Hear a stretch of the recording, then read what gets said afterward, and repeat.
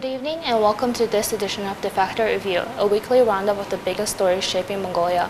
Here with us tonight is our commentator and economist Jargat of DeFacto. Good evening. And my name is Ditlal. We're live on Facebook at V Television and we want to hear your thoughts, so send us your comments on Twitter with hashtag Jargat_DeFacto. Coming up on the program.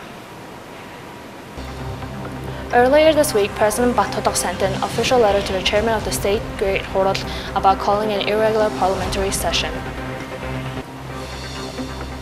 In comparison to last year, the number of tourists in 2017 from neighboring countries, Russia and China, have increased.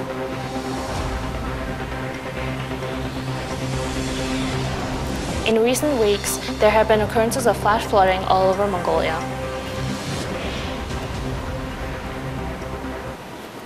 So our first topic of the night is the official letter sent by the president to the chairman of the state Great Horot about calling an irregular session of parliament. In the letter, he mentioned that 26 members of the parliament wanted to summon a session pertaining to the incompetence of the great general director of the Independent Authority Against Corruption after major corruption cases and his ability to fulfill his duties. So could you provide any further insight about this calling of an irregular session of parliament? Well, the cause of all this request suggests all these proposals are coming from the very fact that there is a corruption and Mongolia is not winning that battle with corruption, in particular because as we see many big deals are disappearing, big criminal cases are slowly disappearing, which at the end impacts on the way people live. Now many people leave, also they want to leave the country to work, to find better places to work. And still the economy is dependent on mineral resources, mainly mostly copper and coal. And the prices and the decisions made by Chinese state-owned companies. So all this together still keep requiring Mongolia keep continuing the battle with corruption, which is not much moving. As a result of corruption, the economy is not completely free. We have more state-owned companies with more corruption. And as a result, there is no free market competition. Prices are regulated by the state because it's profitable for certain people. Not that easy to run business, permission, particular taxes. So it's very hard to hire somebody in Mongolia. All of this together makes the business hard. No business, no job, poverty. That's why sooner or later, in any form, we should discuss the issue of corruption.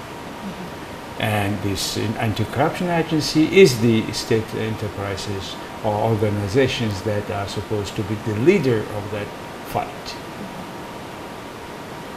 As far as this irregular session is concerned, first, why irregular? First, it's time issue because during regular sessions, our parliamentarians, 76 parliamentarians, are not completely doing all their jobs on time.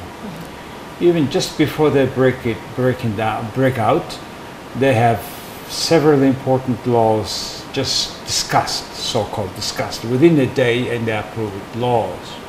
And this inequality, bad quality laws are to be amended always every year. There are some laws which is amended at every parliament sessions, like the law of the value-added tax, for example, or a law customs tax on certain goods. So our laws are somehow only being discussed in that way. That's why when they cannot discuss it at the regular sessions, they ask now irregular sessions. Yet I'm not so certain that they will do that irregular sessions because the state Horal, the chancellery said that now it is the standing committee. Legal standing committee is the structure to discuss whether they have regular sessions or not. Then only after the bigger sessions, bigger sessions, regular sessions will be held, which I think will have very hard time to convene all the members who are now on their breaks. They are traveling all around their constituencies. So that's so far the information is there. And what are your thoughts on the IAC's capacity as well as its ability to fulfill its duties? Well, you know, you judge organizations, people, performance by the results, not by the process. How whatever they try hard, if there is no result, then it is no work. That's exactly the situation with the anti-corruption agency headed by Mr. Inkjargal, because there are several criminal cases involving the case of, for example, Irdinet copper factory. There is a copper plant. They 49% shares of issue, buying and selling shares, and 51% related also mismanagement. Also a case of saving bank. Also a case of use of proceeds from Chinggis Khan and samurai bonds. There were several criminal cases have opened, but now they are slowly disappearing. One. Secondly, also these two prime ministers from two parties camps were arrested. They kept in prison. They were not interviewed just once a month, and finally they got sick, and now they are bailed out. They are staying in homes. So now question raises, why are they doing that? Why they are arresting former prime ministers if they are not criminal? If they are criminal, why they have been released, for example? Which suggests that this institution is not able to do what they are supposed to do. And plus, what I am concerned about is just trying to change this Inkjargal doesn't change the whole system. There will be the next Inkjargal who will be just doing whatever they offered from the other branch of power, either parliament or president. Doesn't change things. Why? Because the very root of corruption in Mongolia is embedded inside of political two major political parties who are running the country either in coalition or separately. And because they are so much involved in the corruption, that in all these big criminal cases are just mutually keeping collateral each other. That's why we have very little win in our fight, which is so important for further strengthening democracy in the country, but most importantly, making economy better. And it has also been reported in the news that several surveillance footages have been lost. So what do you make of this? Yeah, this surveillance footages showing that former Prime Minister Bayar, who was investigated under these two Prime Ministers' cases, separate cases though, he was invited to the Inkjargal, the head of anti-corruption agency office. The food were brought to them in several cases, and it happened in May. And that footage, surveillance footage, have been taken by one of the officers who was later fired from the anti-corruption agency. Now, question is, what kind of institutions, state institutions are there if an officer can take? We don't know whether he had sold that footage or whatever, but and it is no guarantee that that the state agencies also can keep private secrecy. But on the very case of the Bayar case, Mr. Inkjargal can meet anybody, of course. But only problem with that is, because he is the head of this anti-corruption agency, he is to announce whom he is going to meet and whom he had met. In particular, if he had met high-ranking officials being investigated under the certain criminal cases, he should immediately release press news that why and how, what was the meeting about. Without that, principles of democracy are lost in the country. That's why we have a full right to think that it was certain step of influencing on the court process from the side of the person who has the highest chair in that office. And just moving on to our second topic of the night, the number of tourists from Russia and China have increased, specifically by 8% and 21% from China and Russia. So the number of tourists from China have increased by 144,000, Russia by 106 from 2016 to 2017. Do you think there's a downside to the increased number of tourists from our two neighbors? No, actually, in 2016, that 8% had reached 144,000 from China, and that 21% made 106,000 from Russia. More Chinese than Russians. Increased more from Russia. But 145,000 from, I mean, they are to our only neighbors. And it is not enough. It is not that substantial big amount. It is not enough amount because the closest countries, tourism is usually the most important for any country. Usually it should be easier to travel. Unfortunately, our northern border has a big problem with tourists, people to cross the two borders. Yesterday, on the Twitter, a person said that it took 10 hours to cross northern border. And in spite of all these promises, talks of our high officials, including presidents, there's nothing much changed in the northern border. It's very hard to cross northern border for people. They're losing 10 hours just by cargo there and stay at the border 10 hours. It's unacceptable. Tourism itself, in particular from neighbor countries, is an important source of income for this country, source of developing the economy, because it can involve more jobs, and this service should be spread out by all the country because it's a beautiful country, a lot of things to visit. Only thing, we don't have enough accommodations, I mean, suitable with shower, warm, nice accommodation. I don't demand 5-star hotels, but that's what minimum the people who comes to Mongolia, they should have in the time, in the evening, a place to have a good shower and sleep well. Without that, forget tourism with bigger scale. And also it's a matter of having a good food, selections, options, and also nice entertainment for not only two neighbors, but everybody who comes to Mongolia. So there are a lot of opportunities, a lot of possibilities we can develop. And I would like to mention three things about the roads. First, auto roads.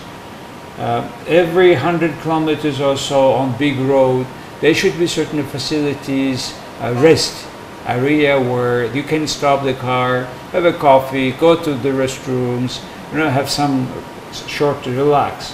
It's a time already in Mongolia to do that at least on the major roads. We don't have highway, but then on the roads. Otherwise, we have a problem with the restrooms, etc. So every 100 kilometers or so, we should make that one now. For railways, there are a lot of opportunities also because Trans-Mongolia can be good products, watch, long, 1 day, full day, almost 1.5 day. But there should be good food in the restaurant of the restaurant cart in a railway, wagons we call it. But none of not this decent one is there. The restaurants are not so good, and the services still to improve a lot. And with this Russia-Mongolia two governments joint venture, railway is one of the least developed railway in the world, still it has diesel engine, not electricity.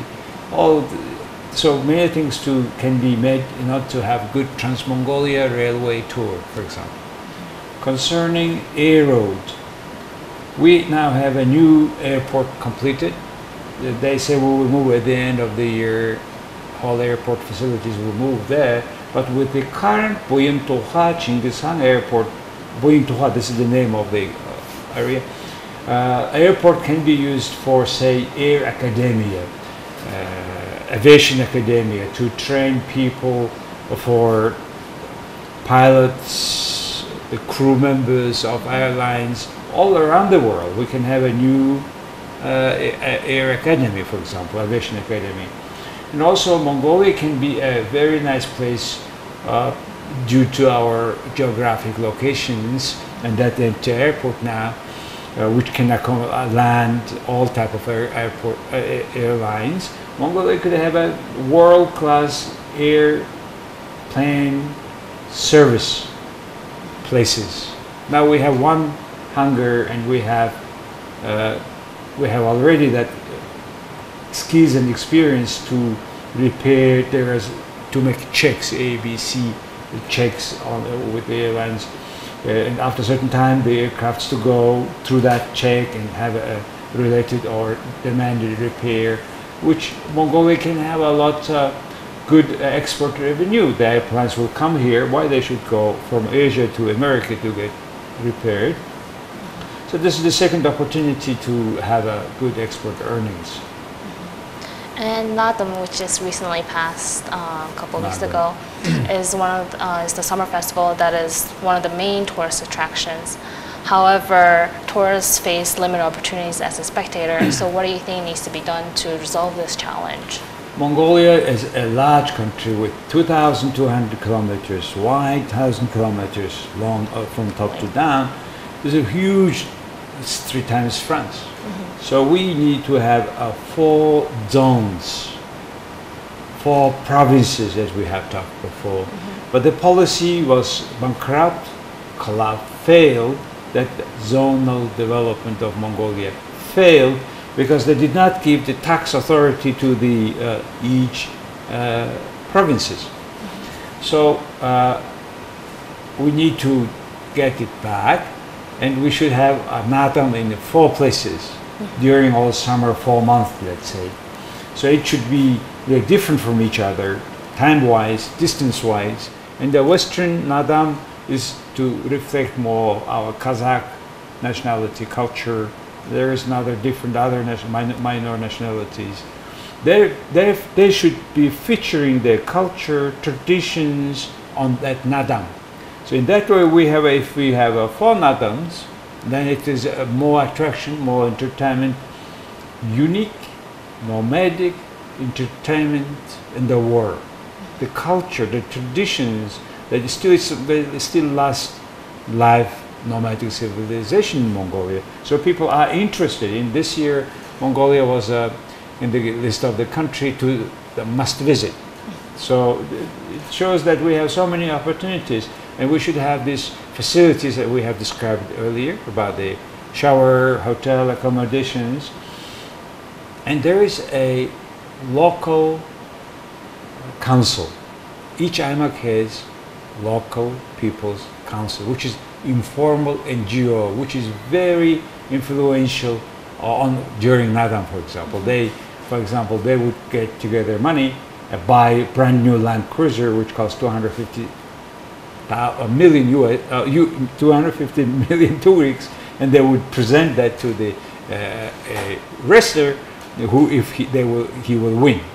So all this money should go also to education, to scholarship of students, also to create the new Nadam product, which will make more money, and it will be good for local employment and local tourism development. So these sort of things to be made for Nadam. Let's look at bigger and larger. And what do you think Mongolia's tourism carrying capacity is? Well, good questions, because more better, but for example, per person how many tourists a country receives. There is interesting statistics by WTO.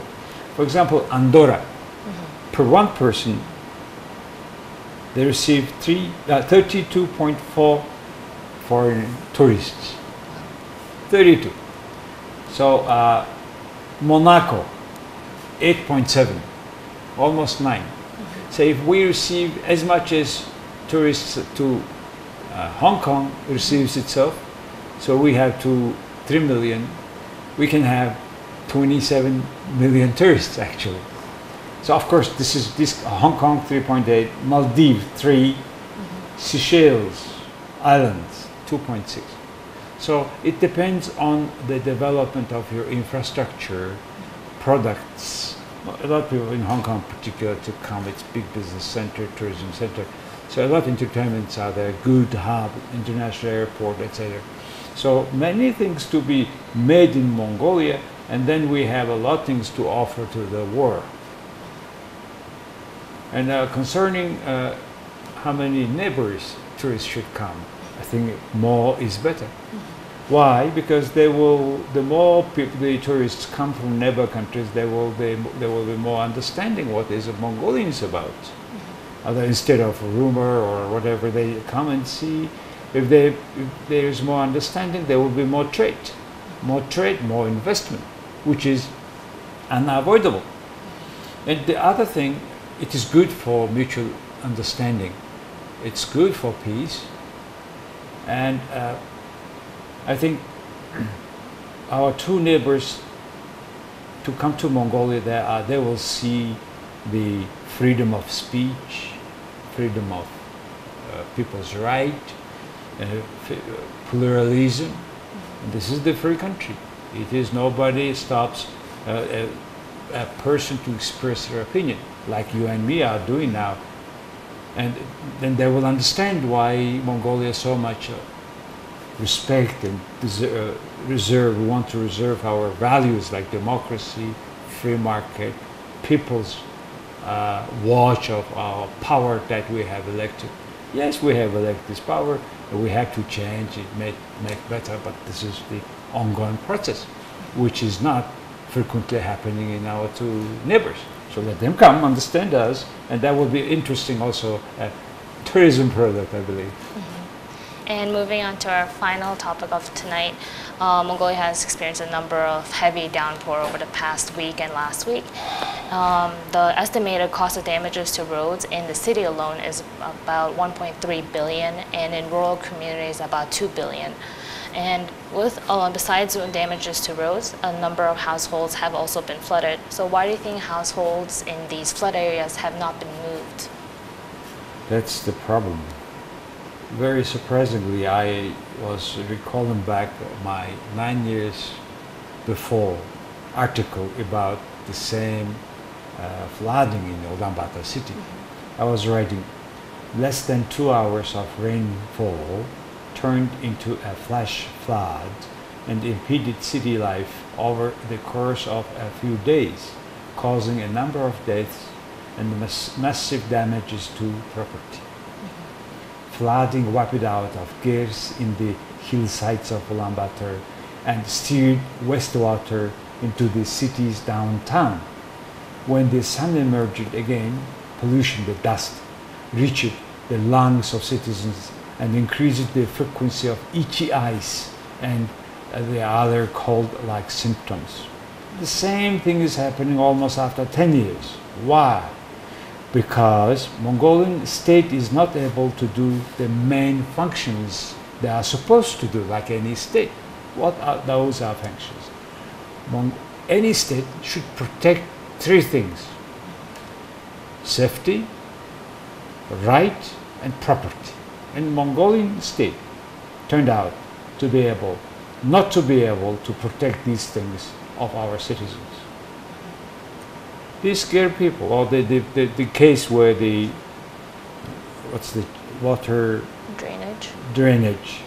Somebody made a house and a building on that water drainage, right? And the guy now was requested to move the house. He did not. And now Mongolian citizens have a dilemma because if the state itself or public officials themselves don't follow the laws, rules, then why the ordinary citizens would do? That's the whole general feeling now.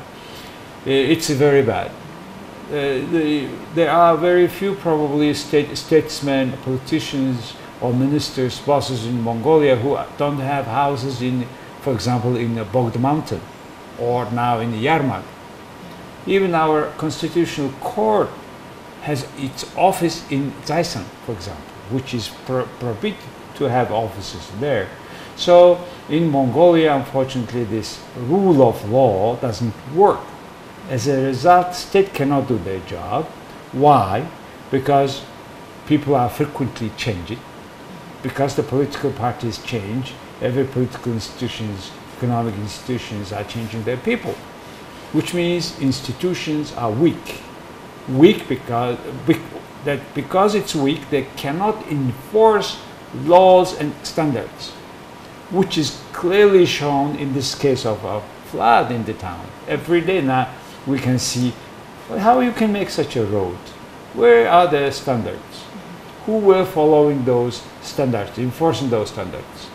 If the state in Ulaanbaatar city cannot do it, then how the ordinary citizens can do? So now, very important for Mongolian citizens to understand that we are a part of that power. We should watch and demand, we should demonstrate against this sort of bad quality roads, bridges, and this drainage system creation, construction, maintenance, etc.